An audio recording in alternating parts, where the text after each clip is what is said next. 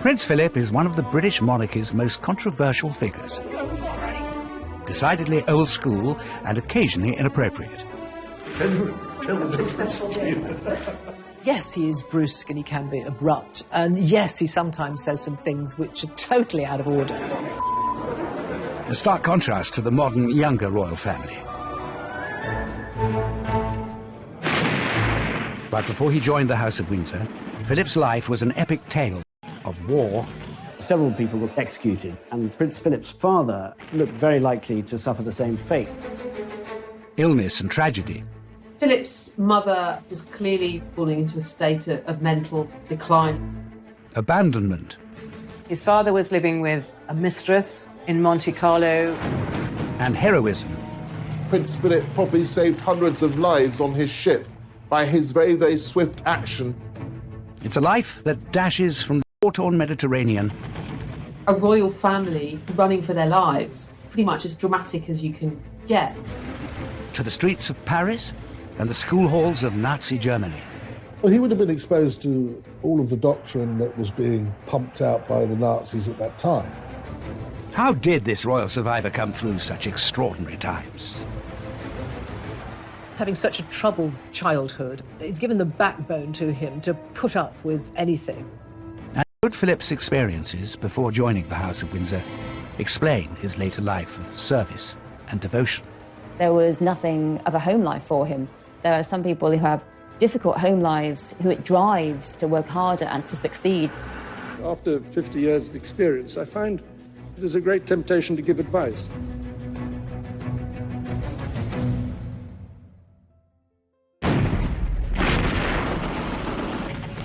Turkey in 1922. The Greek army is invading its old enemy in a brutal war. One of the army's leading figures is the Greek prince, Andrea, who has recently become father to baby Philip. Prince Philip's father was a major general in the Greek army who were invading part of Turkey, Anatolia, but there was a huge military setback and the Greek forces had to flee to the coast.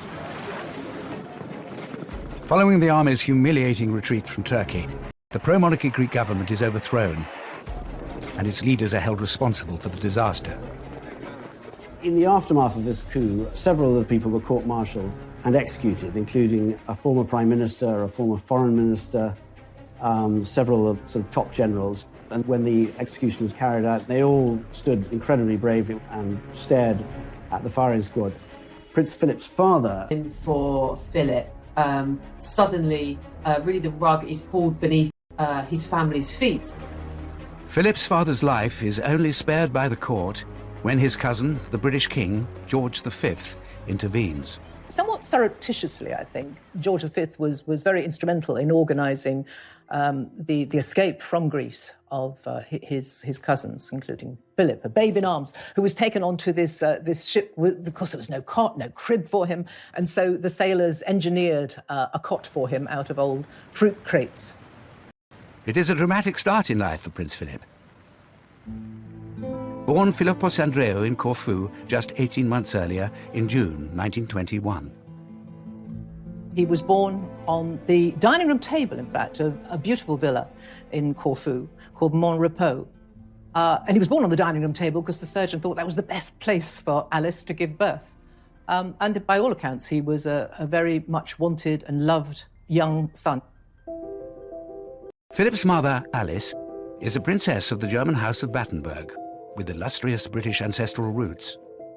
Prince Philip's mother was Princess Alice of Battenberg, and she was born in 1885 in the presence of her great-grandmother, Queen Victoria, in Windsor Castle. Philip is the great-great-grandson of Queen Victoria. His parents have royal lineage right back through to the British royal family, but also to the Greek and Danish thrones. He was very, very well connected. And by the time he was born, his relations were on practically every throne throughout Europe. Philip's father, Prince Andrea of Greece, is the brother of the Greek king and a full-time soldier. The wars between Greece and Turkey have actually been going on for many, many years, and the royal family and Prince Andrea were very much placed into senior positions in the military. But The military coup following the latest defeat forces the Greek royal family into exile. Philip's family, including his 4 older sisters, have to flee their homeland. This really was pretty much as dramatic as you can get. And of course, this is now, a royal family really running for their lives. They were able to smuggle some jewellery in their clothes and some money, but very little. It's quite a dramatic start to his life. He has no recollection of the family fleeing in 1922, but it had enormous consequences and led to him being a bit of a wandering boy.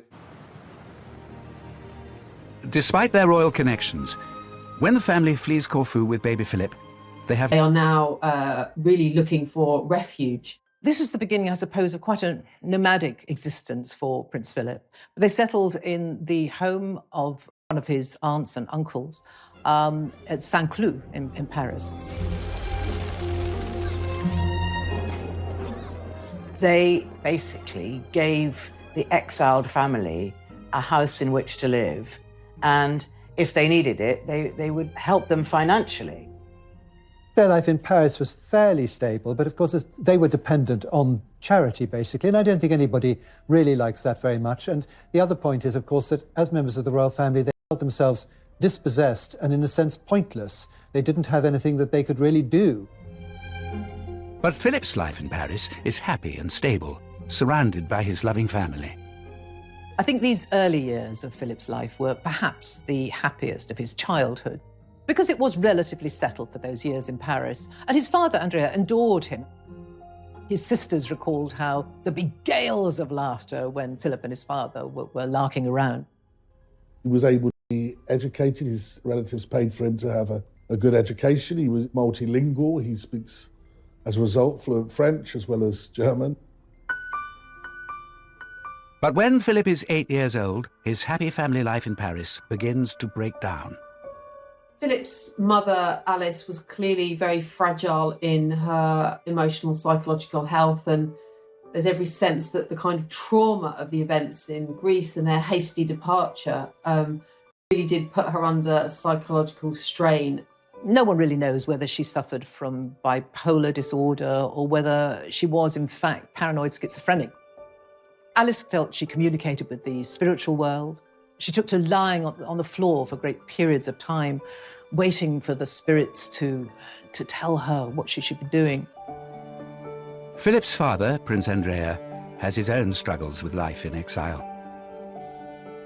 I think that Andrea is perhaps unfulfilled because he's had life as a Greek royal, and then he's a major general in the army, and then suddenly he's an exile. And I think a middle-aged prince without a role, that's difficult.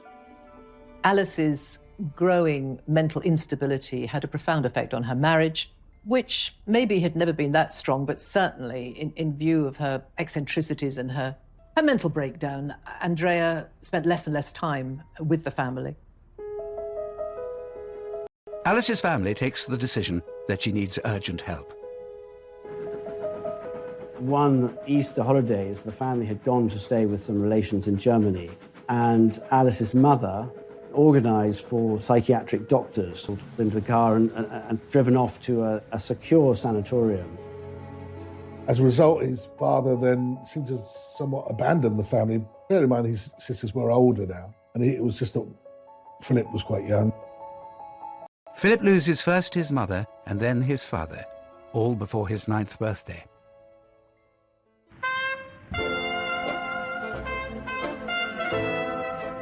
Philip's father ended up living this rather lavish sort of playboy lifestyle in many ways, with a mistress, moving to Monte Carlo, so quite a different kind of life from the one he'd had in Greece.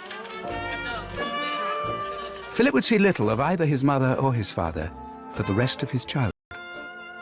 Prince Philip, as a boy, seemed to take all this in his stride. He was a very cheerful, mischievous, practical joker, and it didn't seem as though he was especially affected by it.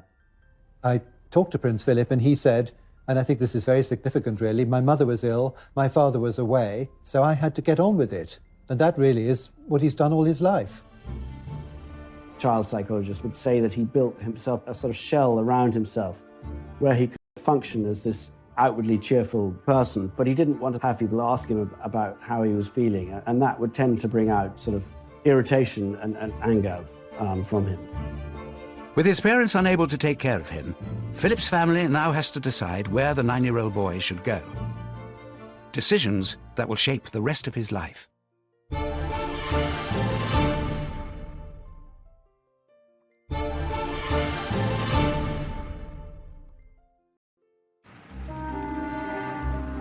It's Paris in the summer of 1930, and aged just 9, Philip is coping with distress and upheaval. His mother, Princess Alice, is committed to an asylum in Switzerland, and his father, Prince Andrea, is in Monte Carlo with his mistress. You have to think that these formative years for Philip must have had a profound effect on his character, and I think indeed they did. He must have been confused, I imagine, and probably hurting. He must have felt abandoned by his parents. The family decides that young Philip will live with Alice's brother in England. George, the Marquis of Milford Haven, or Georgie as he is known, is Philip's uncle. He is a Royal Navy commander and happily married to Nada, a former Russian aristocrat with 2 children of their own. They had this beautiful house in England, in Berkshire, and basically Philip went to live with them and he absolutely adored George, his uncle. Philip is warmly welcomed, though he would experience. Prince Philip, I think, very much enjoyed both of their company. They were very sort of broad-minded. They had what was reputed to be the largest collection of pornography then existing. They sent their son, age of 17, he was sent to a brothel in Paris to round off his education. They were sort of quite out there, but their marriage was very strong. Though there was infidelities that took place in that relationship, what he witnessed as a boy were 2 people that genuinely loved and were warm to him. Philip's whole family, though, play a role in his upbringing. I think he was much loved by the uncles, aunts, by his grandmother, and had bedrooms in several homes, but there would always be lots of planning on where would he go in the school holidays. So he must have felt a lot of his childhood in the 1930s like he was a parcel being moved from place to place in the holidays, from country to country. Some of those holidays are spent in southern Germany with his 4 elder sisters, who have all married German aristocrats. And it's Philip's second eldest sister, Theodora, who suggests a plan that would see Philip's life uprooted once again. When Prince Philip was living with the Milford Havens, some of his sisters were a little bit worried about their sort of bohemian ways, and Theodora, his second eldest sister, was married, and his family had started a school called Salem. Salem was a very different kind of school, and he was packed off there in his early teenage years, which he didn't really want to do. Philip arrives in Germany in the summer of 1933, with Hitler and his Nazi party now firmly in control. 1933, of course, is one of the most cataclysmic years in world history because it's the year that Hitler comes to power in Germany. So it seems a strange decision that should be the year that Philip is sent for 2 or 3 terms to boarding school at Salem in Germany. The rise of Nazism was the backdrop for Philip's time spent at this school, and indeed a branch of Hitler Youth was established there. For him, it was a sort of rather bizarre and retrospectively interesting time. He saw an awful lot of Nazi saluting, which always struck him as mildly hilarious. It reminded him of boys sort of asking permission to go to the lavatory. At 12, Philip is possibly too young to comprehend the events around him. But all 4 of his sisters and their German aristocrat husbands have allied themselves with the Nazi party. It's an astonishing thing that 6 years before Britain is at total war with Germany, there somebody who's later to marry the Princess Elizabeth should have been at school in Nazi Germany. Philip's family decides that he should leave and finish his education back in Britain. He would say, and has said in his adult life, home? Where's home? I don't know where home is. He had many homes. They were very welcoming, they looked after him, but he was essentially homeless. This sense of Philip as really without a home, without a rudder, without a sense himself without a clear identity. I think that really marks Philip out in his early years. But Philip finds a spiritual home when it's agreed that he should go to Gordonston, near the Highlands of Scotland. It's a progressive, newly established school run by Kurt Hahn, a German academic and friend of Philip's sister. Gordonston has always been described as a very sort of Spartan place, very sort of outward bound, but actually it very much appealed to Prince Philip. He developed his leadership skills there. He was already quite independent, but he became, I think, more so when he was there. He did extremely well at the school. The school's ethos pushes the boys to be competitive, practical and self-reliant. And it pushes them hard. Gordonston was tough, it was exacting, it was very physical. It wasn't just an experience for the mind, it was also one for the body. It was about feeling things, cold showers, waking up early, being pushed to the physical limit. And I think there Philip would have found a sort of distraction perhaps from his emotional pain. Gordonston was a very, very unusual school in its time. It wasn't your typical British boarding school. It was no Eton or Winchester. But it very much was part of moulding Philip in the outdoorsy, direct person that he became. Philip embraces the Gordonston regime, but the trauma that has marked his life is set to return. It was while Philip was at Gordonston that there was a family tragedy which profoundly affected him, as it did the whole of the family. One of his sisters, Cecile, was coming with her husband and children over to the UK for a wedding. He was called into his headmaster's study to be told that his sister and her husband and her mother-in-law and her 2 boys had been killed in this plane crash. Prince Philip, on hearing the news, didn't break down. His sorrow was that of a man. But I think in Prince Philip's case, it was a sort of indication of how everything else in his life had hardened him in a way. Philip is 16 at the time of Cecile's death. He travels to the funerals at the height of Nazi Germany. Prince Philip, it must have been awful for him to know that he'd lost not only his sister, but his brother-in-law and his little nephews.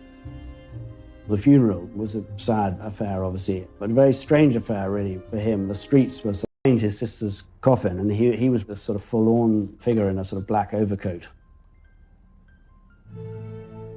And within a year of losing his sister and her family, Philip suffers another unexpected bereavement.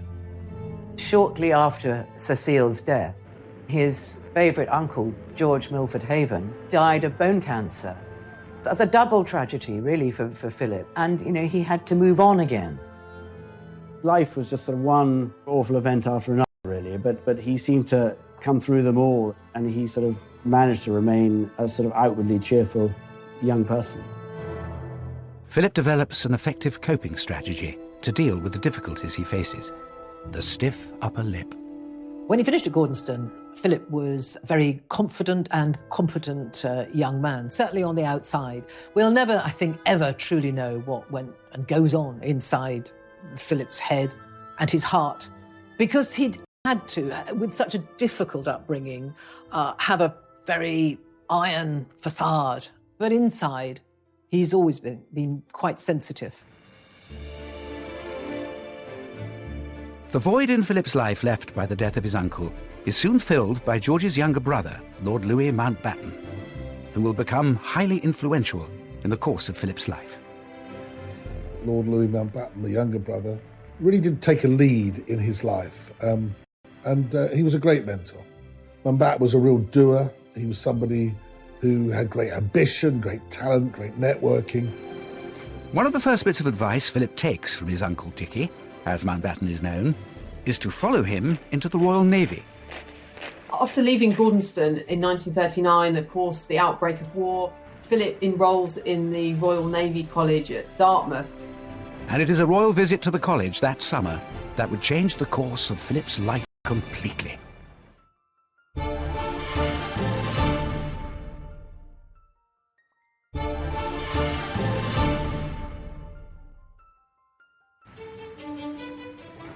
Prince Philip begins his training at Dartmouth's Royal Naval College in May 1939, 4 months before the outbreak of World War II. I think aged 18, he's already a very, very self-sufficient man. These difficulties which have befallen him have toughened him up. He has the advantage of being devastatingly good-looking. He's very, very blonde in those early pictures, and already he's become a bit of a magnet for young women. The young cadet's charms are on full display when the royal family visits the Academy in July. His uncle, Dickie Mountbatten, arranges for Philip to entertain the princesses, Elizabeth and Margaret. They played a few games, put over the nets, and suggested they do the same. And by all accounts, Elizabeth was smitten. She wrote to Philip to thank him for looking after her and Margaret. And then Philip wrote back. It was his cousin. She was a good contact to have. She was eventually going to be Queen of England. So Philip isn't a fool. So they started sending letters to each other. But Elizabeth is only 13 years old, too young for any serious romantic interest. Besides, Philip has other things on his mind. Less than 6 weeks after that fateful meeting, Britain declares war on Germany. We tried again and again to prevent this war. And for the sake of peace, we put up with a lot of things happening which ought not to have happened. Philip, of course, could have joined the Greek navy. He was still a prince of Greece and one of the heirs to the Greek throne. And I think increasingly in the late 1930s, Philip felt that he was English. He felt he was British. So it was the Royal Navy that he was going to be in at the beginning of the Second World War. In early 1940, Philip is sent to sea. At first to the Indian Ocean to escort convoys of soldiers. But the young midshipman is eager to be in the thick of the action. And by the following year, he gets his wish. He's transferred to a battleship in the Mediterranean to join the fight against the Italian Navy. There was one particular battle, the Battle of Matapan, which really saw the end of Italian involvement. The Italians took such a pasting, and Prince Philip was in charge of the searchlights during a night engagement. 2 or 3 Italian ships were destroyed in quick succession, with Prince Philip directing the searchlight so effectively that these Italian ships were well illuminated and promptly destroyed. 19-year-old Philip's skill with the searchlight earns him an official commendation, and he is honoured with the Greek War Cross.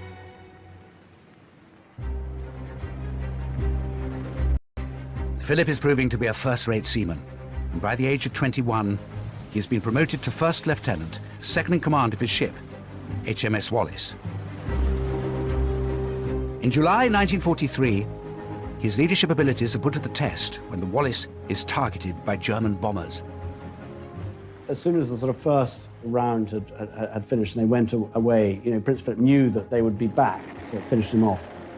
And he had to come up with something pretty quickly. And he prepared a raft with other officers, and they lit burning torches, flares at the end of the raft with smoke coming out, and they set the raft off and sailed very, very quickly, completely dark in the other direction. When the German planes returned, thankfully, instead of bombing lives on his ship, by his very, very swift action. As he rises through the naval ranks, Philip's also growing closer to Princess Elizabeth. He did find time frequently to write to Elizabeth, and there was an occasion or two during the war when he had leave that he would go and stay at Windsor Castle. Philip spends Christmas of 1943 with the royal family. It's soon clear the 17-year-old princess is falling for the 22-year-old naval officer. She was excited by him. He was very different from the very proper, prim aristocrats that her mother would want her to be associated with. He was a bit of a rebel, and she felt that he was a bit of a catch. She fell desperately in love with him. She thought he was marvellous. He was a war hero, he was good-looking, he was kind, just everything she'd ever wanted. But Philip isn't so sure Elizabeth is right for him.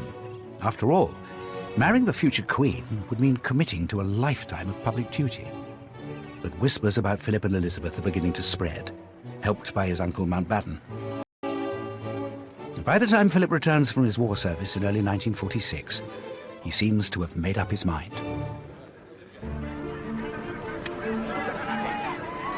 I think if you're sixth in line to the Greek throne, if you've only got about £600 in the bank, if you haven't got a settled home of your own, the chance of marrying the very attractive, intelligent, bright, sparky heir to the most prestigious monarchy in the world. I don't think that's a terrible opportunity.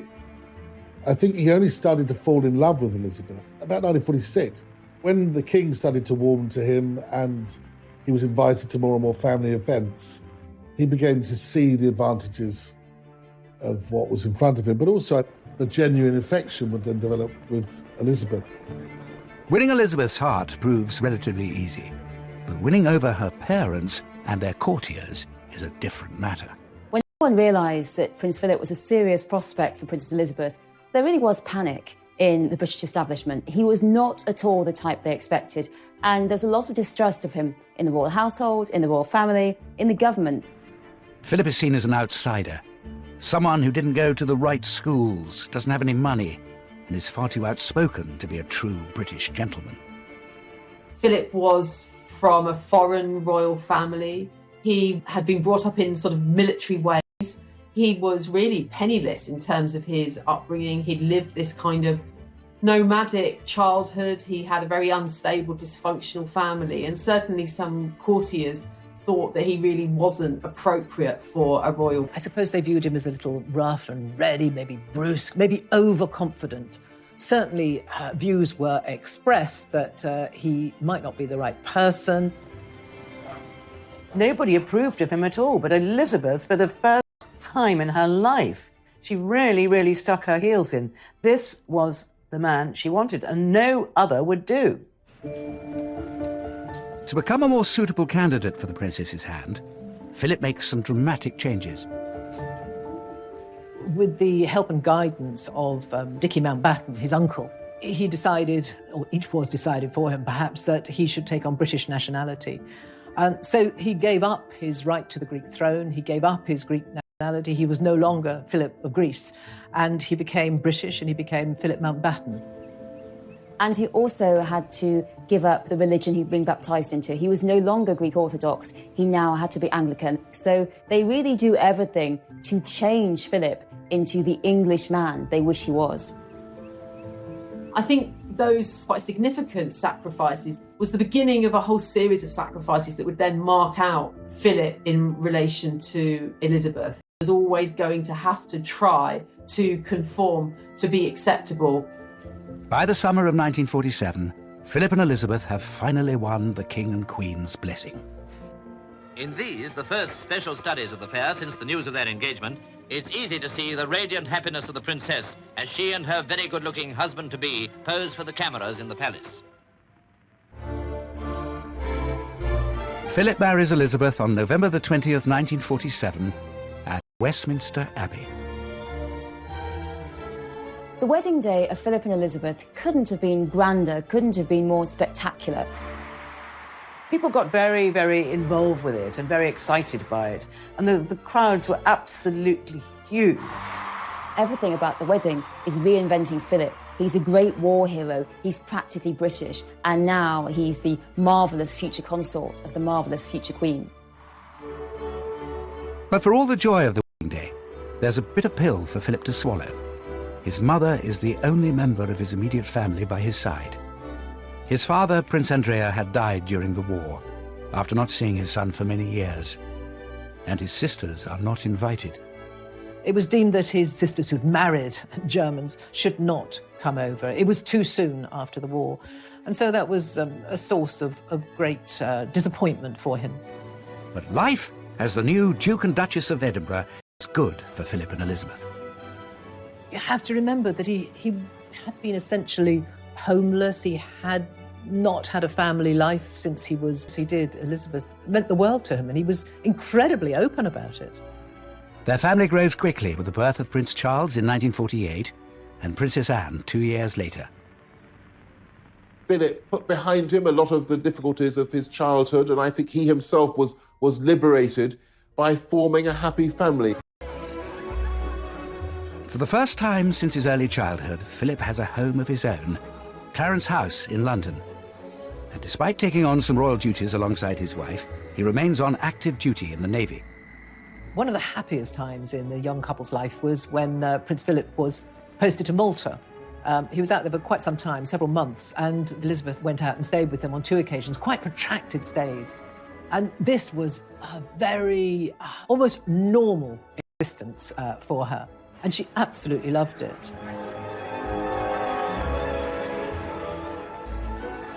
They had wonderful times that they would go to dances, they would drive, often without bodyguards.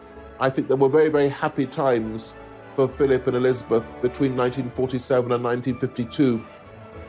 I really think that Philip and Elizabeth imagine that their life post-marriage is going to be their life for the next 20 years or so, that they'll live in Clarence House, he will do royal duties, he will support her, they will have their children, but it isn't going to be the big job. It's not queen and consort. I think both she and Philip imagine that'll be a job they're doing when they're in their 40s, going into their 50s. There's no way, I think, that they have any idea how close it is around the corner. But in 1951, King George VI becomes ill with what is later revealed to be lung cancer. It falls to Elizabeth and Philip to take on more royal duties in his place, including a tour of the Commonwealth nations in early 1952. They were going to be away for several months. So they set off for Kenya, hoping that when they came back, the king would be okay. But it was not to be. Just days after their departure, on February the 6th, King George dies in his sleep. A royal aide breaks the news to Philip. Philip, he just looked absolutely ashen-faced because I think he realised his entire life at that moment was going to change. I think he went into shock and he put a newspaper over his head and just absorbed this terrible news. Then he went to tell his wife. Philip has to break the news to his wife that her beloved father is gone, and also that everything has changed overnight. She is now the queen, he is now the consort, and the life they had... How much will he be forced to sacrifice? And how will he use his turbulent childhood experiences to guide him in his new role?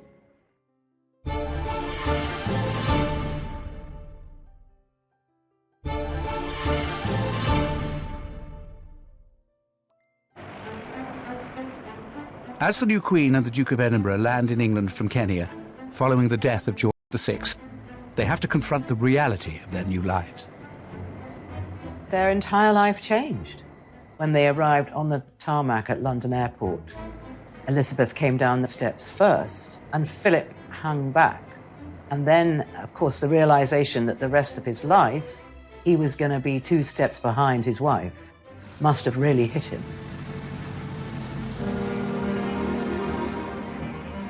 The first step Philip must take is to sacrifice his day job. As consort, Philip has to give up his naval career, which is quite difficult. It's something he fought for so long, and he's not allowed to keep his job.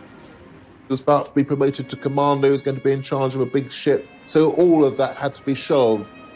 It was very difficult for Philip to accept this role of second in command when he'd used to being in command.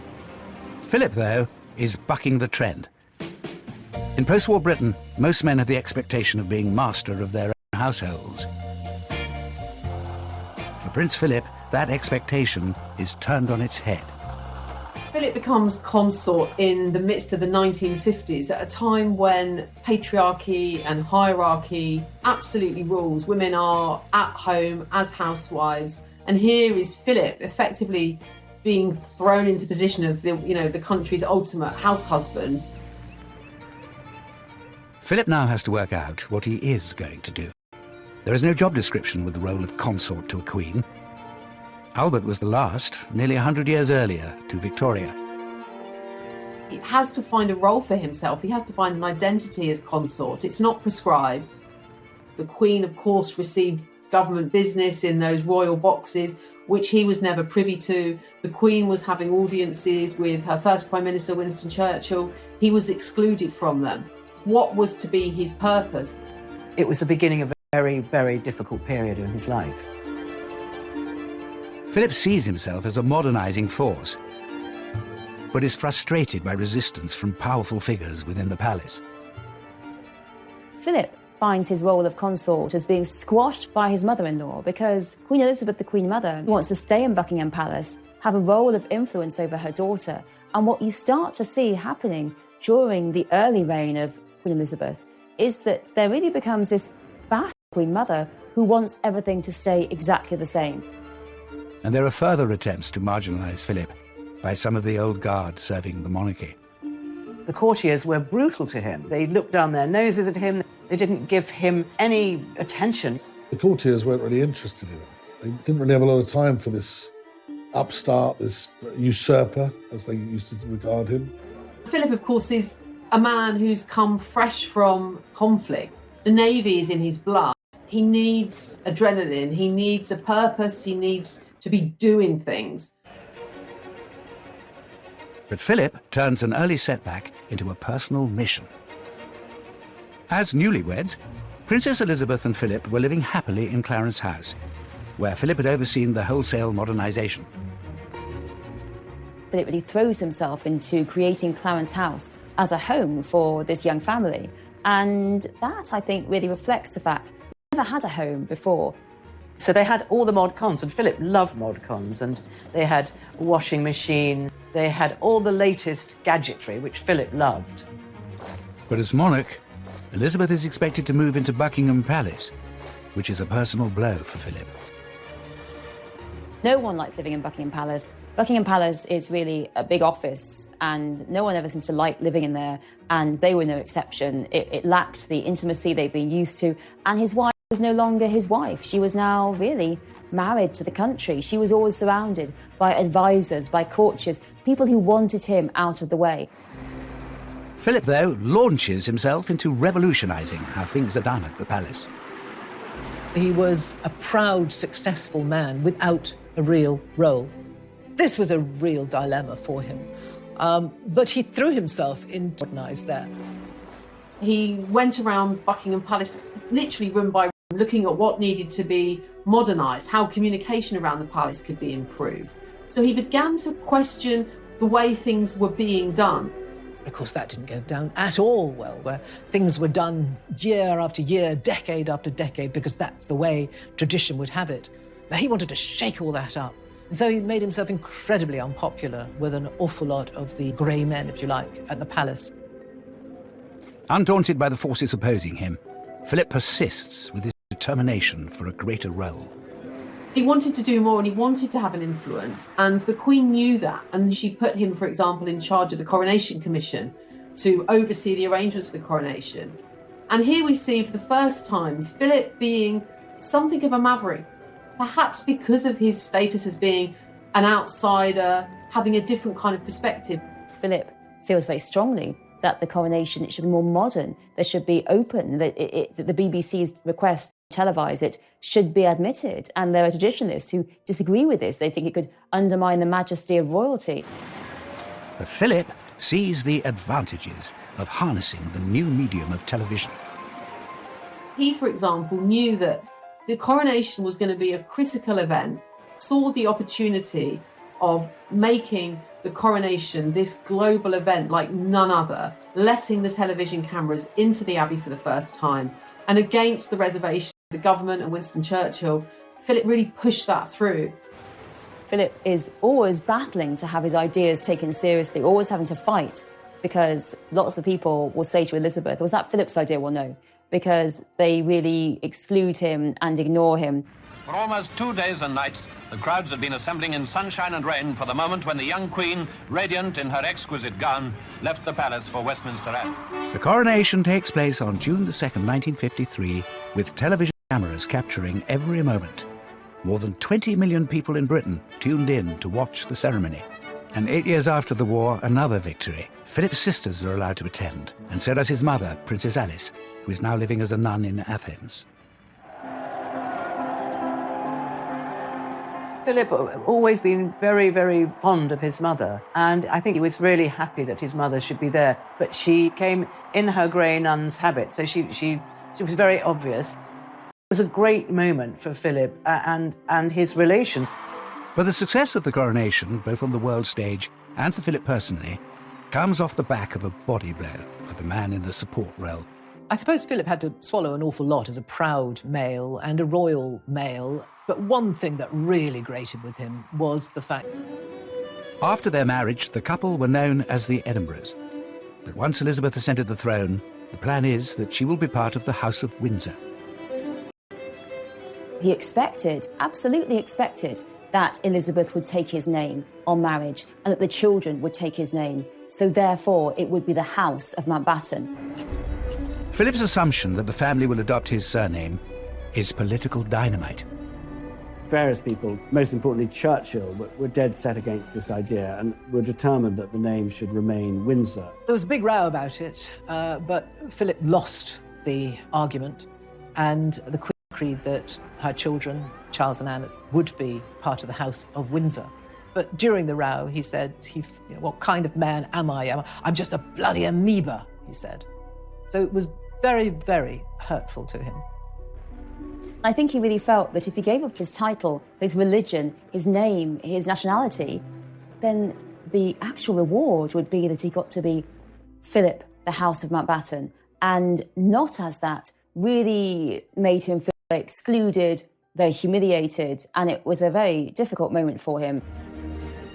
Philip has a tried and tested way of dealing with the strains of royalty. I think having had the upbringing he experienced, he just adopted that same attitude to royal life. This is what I've married into. This is the hand I've been dealt. We'll just get on with it. And that's what he did. It wasn't always easy. There were rifts in the marriage. There were rocky periods. There were times when he felt he just had to get away, and did get away. Philip focuses his energies on where he believes he can make a difference. Inspired by his own education and achievements at Gordonston, Philip establishes the Duke of Edinburgh Award Scheme in 1956. The life of modern youth isn't all pop music, long hair and punch-ups. He recently presented gold awards to 127 girls and over 750 boys. He wanted to empower youth. He wanted them to meet the challenges that were facing them. Not in a pampered way, but in a way to try to engage them in society. But Philip finds that he still has his detractors wanting to curb his ambitions. A politician actually says to him, "This sounds rather like the Hitler Youth," and what a thing to say. It really brings home the anti-German xenophobia there was in Britain at the time, and the fact was that Philip, who'd fought so bravely on the side of the Allies, and that, I think, really reflects how often Philip was blocked openly and subtly and was constantly subject to these people saying, no, stay in that corner, just smile and wave. With his modernizers head on, taking tours of inspection, his thoroughness was often inclined to startle. But now we're used to his rather specialized approach, and we see him here showing his particular interest in industry. Prince Philip was always, from a very young age, fascinated by science and technology. His uncle Georgie also loved to make things, and Philip, as a young boy, would be so happy to go into the workshop and see him making model steam engines, designing all sorts of things. I think this is where Philip's love of design came, actually. He's literally toured the country at different points, visiting factories, speaking up about British engineering, British science. Ladies and gentlemen, it is clearly our duty as citizens to see that science is used for the benefit of mankind. Prince Philip had this great enthusiasm. It came from the heart, sort of spokesman on behalf of British scientists and British industry, and became a very effective advocate for industries in the period after the Second World War. By the late 1950s, Philip has cemented his position in the monarchy, bolstered by being made a Prince of the United Kingdom by the Queen in 1957. But after a turbulent childhood and a difficult move into the royal household as a young man, how will these challenging times shape Philip in the long years ahead?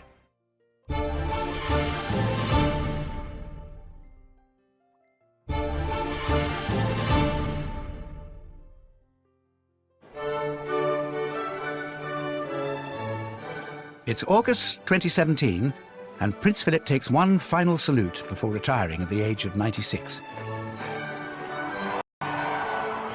In his 70 years by the Queen's side, he has carved out a unique role as her most loyal lieutenant and champion of hundreds of his own charities and causes. He's travelled enormously, 22,000 engagements, 800 charities that he's been involved with, and any charity that Philip has been involved with has said, yes, this man made an enormous difference. His early struggles are now a distant memory. But Philip's work as consort has undoubtedly been shaped by those tumultuous years.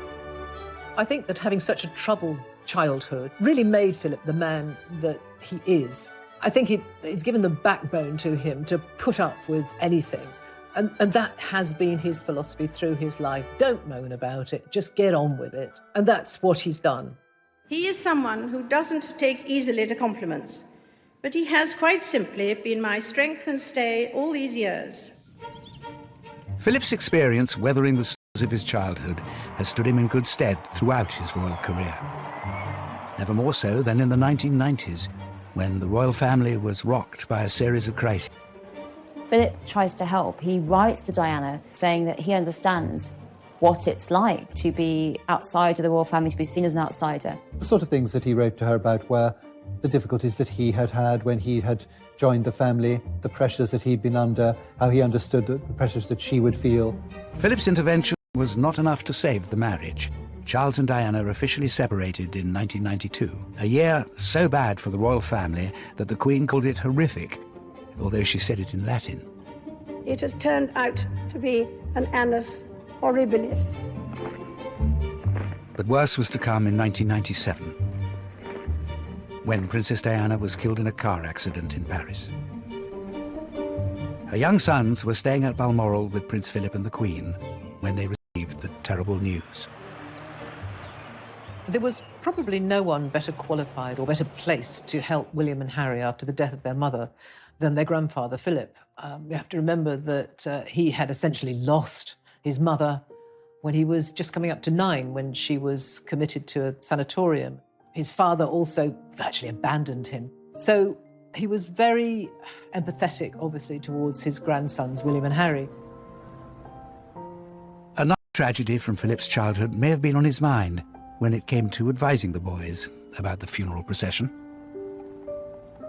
Prince William and Prince Harry weren't terribly keen on the idea of walking in the procession. Prince Philip took the long view, and he said, I think, when you're older, that you would very much regret not walking behind your mother's coffin. Philip had done it himself behind his own sister's coffin, age 16, walked behind Cecile's coffin, devastated, full of pain.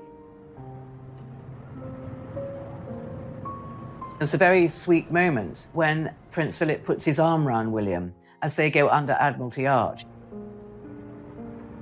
Although people, when you look back, think it was something too much for Prince Harry to do, and he himself has reflected upon that, I suspect as he gets older, he'll be pleased that he did it and that he listened to the wise counsel of his grandfather, somebody who I think has experienced great tragedy in his life.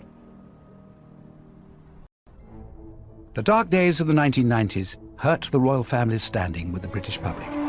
Prince Philip plays an important role in helping restore the family's popularity in the 21st century, perhaps motivated by his own experience of how quickly a nation can turn against its monarchy. His family were thrown off the Greek throne and he had to flee in a packing box. So I think that he was always conscious of that and always conscious that even though the British monarchy seemed so stable, that it could be knocked off its perch. Philip came from the European royal. They were having their kingdoms taken away. And he felt very much that the British royal family must stick together. They must all work together for the common aim, which is the good of the monarchy. In 2020, the royal family is facing new challenges, not least the departure of the Duke and Duchess of Sussex. The Duke and Duchess of Sussex have announced they intend to step back as senior members of the royal family. I think we all know from recent history that becoming part of the British royal family is not easy. Diana bailed out, Fergie bailed out, Harry and Meghan have both left royal duties. It's not easy, but I think Philip really made the best of it. On the occasion of their golden wedding anniversary, Philip gives an insight into one of his guiding principles. The main lesson that we've learned is that tolerance is the one essential ingredient of any happy marriage. It may not be quite so important when things are going well, but it is absolutely vital when things get difficult. Prince Philip's life has never been smooth sailing. Beginning with exile and abandonment, through his wartime heroics and early battles with the royal establishment, to the tempestuous years of the 1990s. But it's these storms that have given him the resilience and the strength succeed in his role, guiding his family, supporting the Queen, and serving the country for more than 70 years.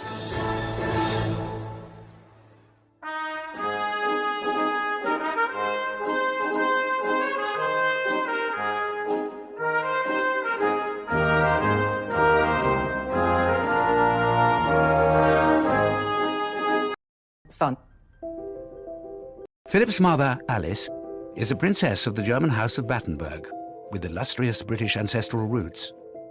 Prince Philip's mother was Princess Alice of Battenberg, and she was born in 1885 in the presence of her great-grandmother, Queen Victoria, in Windsor Castle. Philip is the great-great-grandson of Queen Victoria. His parents have royal lineage right back through to the British royal family, but also to the Greek and Danish thrones. He was very, very well connected. And by the time he was born, his relations were on practically every throne throughout Europe. Philip's father, Prince Andrea of Greece, is the brother of the Greek king and a full-time soldier. The wars between Greece and Turkey have actually been going on for many, many years, and the royal family and Prince Andrea were very much placed into senior positions in the military.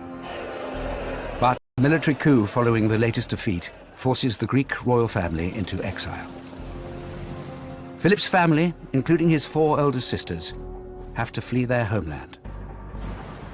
This really was pretty much as dramatic as you can get. And of course, this is now, a royal family really running for their lives. They were able to smuggle some jewellery in their clothes and some money, but very little. It's quite a dramatic start to his life. He has no recollection of the family fleeing in 1922, but it had enormous consequences and led to him being a bit of a wandering boy. Despite their royal connections, when the family flees Corfu with baby Philip, they are now really looking for refuge. This was the beginning, I suppose, of quite a nomadic existence for Prince Philip. They settled. That's what he's done. He is someone who doesn't take easily to compliments, but he has quite simply been my strength and stay all these years. Philip's experience weathering the storms of his childhood has stood him in good stead throughout his royal career. Never more so than in the 1990s, when the royal family was rocked by a series of crises. Philip tries to help. He writes to Diana saying that he understands what it's like to be outside of the royal family, to be seen as an outsider. The sort of things that he wrote to her about were the difficulties that he had had when he had joined the family, the pressures that he'd been under, how he understood the pressures that she would feel. Philip's intervention was not enough to save the marriage. Charles and Diana officially separated in 1992, a year so bad for the royal family that the Queen called it horrific, although she said it in Latin. It has turned out to be an annus horribilis.